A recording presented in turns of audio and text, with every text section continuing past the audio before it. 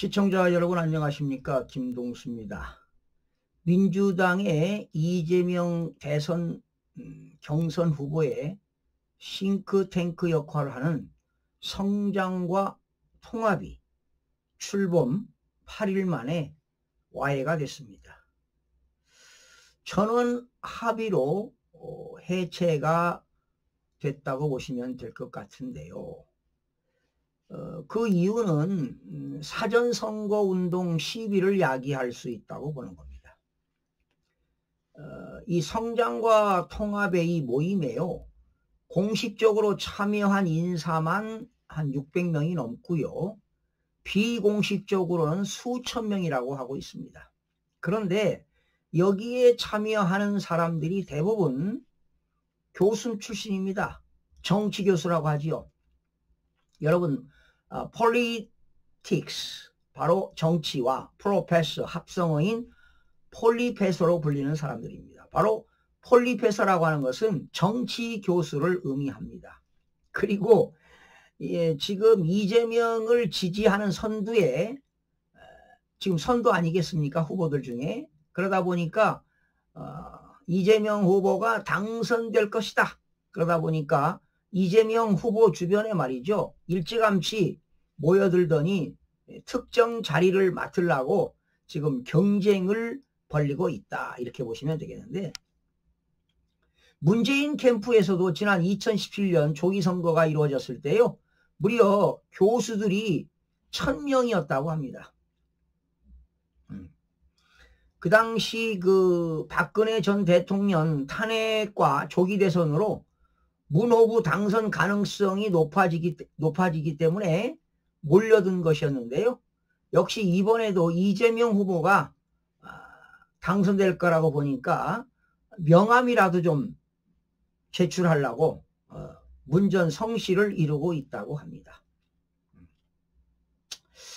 그래서 이 성장과 통합 측은요, 민주당 선거에 그런 사전선거 운동에 혼란을 야기할 수 있다.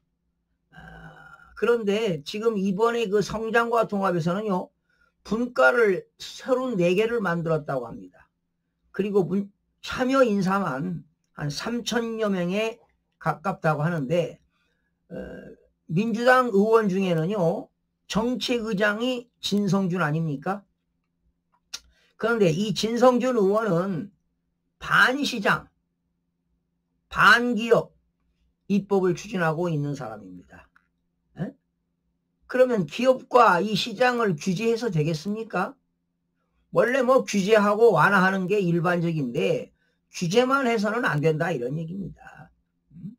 기업들이 발전해야지, 기업들을 발전 육성시켜서 성장 동력을 얻어야지요. 그래야 세수도 늘어나는 거 아니겠습니까? 또 민주연구원장에는 누굽니까? 이한주 교수 아닙니까? 옛날 그 가천대 부총장 역임했고요. 또 가천대에서 경제학과 교수를 오래 하지 않았습니까? 제가 알기로는 이재명 그 대표가요, 민선 6기 성남시장 할 때, 그때가 2014년부터 2018년인데 그 당시 가천대를 다니지 않았습니까?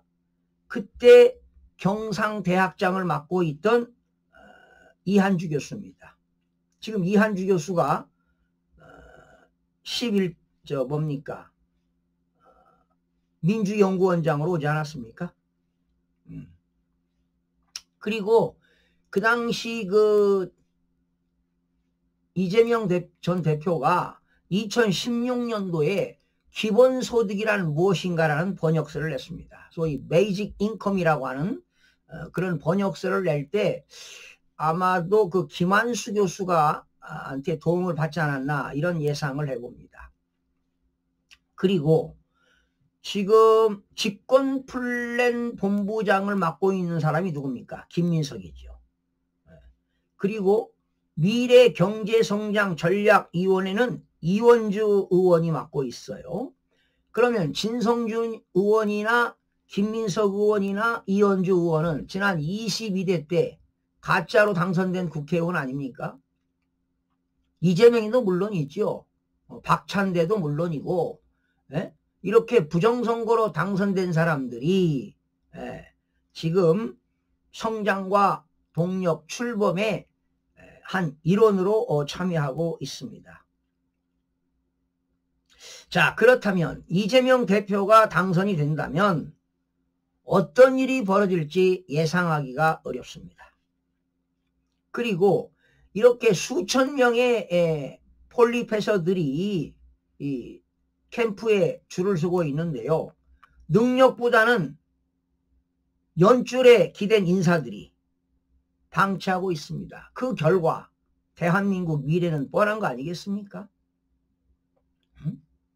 그래 지금 성장과 통합의 측은 해체 이유가 바로 뭐냐?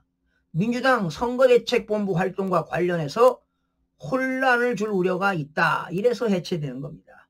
그러니까 가짜가 판치는 세상이 되어버렸습니다, 여러분. 그런데 뭐 우리나라뿐만 아니라 외국에도요, 정부에 참여하는 교수들이 없잖아 있습니다. 한국처럼 수천 명이 말이죠, 한 자리 해먹겠다고 불나방처럼 때로 몰려드는 나라가 어디에도 없습니다. 과거에 뭐 미국의 버클리대 경제학과 교수인 제닛 앨런이지요. 미국의 첫 여성 재무부 장관 했고 연방준비제도 의장을 지냈던 그 제닛 앨런 교수 때 저도 방송을 많이 했는데요. 이 앨런 교수는 원래 그 미국의 거시경제 분야의 최고 학자입니다. 뭐 이런 분들은 최고 학자로 인정을 받으니까 정부에 참여할 수도 있겠죠. 그리고 이 교수는 연구하고 정책을 접목한 경험도 많습니다. 그런데 우리나라의 그 폴리페서들은요, 연구도 잘 안 씁니다. 그리고 학부에서 수업을 하는데 수준 이하도 태반입니다. 연구 실적을 내는 것보다 정치 주변에서 더 많은 시간을 보내는 교수들도 없지 않아 있습니다. 그러니까 대한민국에 말이죠, 이 교수들이 학문 연구하고 학생들 지도하는 데 앞장서야 되는데 바로 수준 미달 폴리페서들이 양산되고 있다는 것입니다. 그래서 문재인 정부 때 말이죠, 소득주도 성장하고 정책실장 했던 그 세 사람 있잖아요. 고려대 교수하고 장하성이하고 또 누굽니까? 한성대 교수했던 이 자들이 정책실장 맞지 않았습니까? 이론만 가지고는 안 돼요. 현장 경험이 풍부해야 됩니다. 그리고 지금 만약에 이제 공직생활 하다가 이런 뭐 국회의원을 나간다, 총선을 나간다, 대선을 나간다 그러면 선거 전 한 달 전에 보통 사퇴하잖아요. 그런데 교수들은 사퇴를 하지 않습니다. 만약에 어느 경쟁자리에 갔다가 밀려나는 경우, 또 공직을 맡다가 임기가 끝나면은 다시 대학 교수 자리에 돌아오잖아요. 그리고 이 대선 캠프에서 활동하면서 말이죠, 어떤 정부 용역이라든가 지원금을 따내는데도 유리한 면이 없잖아 있어요. 그러다 보니까 이 폴리페서들, 정치 교수들이 갈수록 기승을 부리고 있다. 결과적으로 피해는 누가 봅니까? 학교하고 학생들입니다. 그러면 그 교수, 담당 교수가 공직에 가게 되면 빈자리는 누가 메웁니까? 새로 교수를 채용하지 않고요, 강사들이 그 자리를 메운다는 것 아니겠습니까? 자, 이게 문제입니다, 지금. 그런데 우리나라처럼 이렇게 폴리페서들이 많은 국가는 처음입니다. 이게 대한민국을 망치고 있다는 것입니다.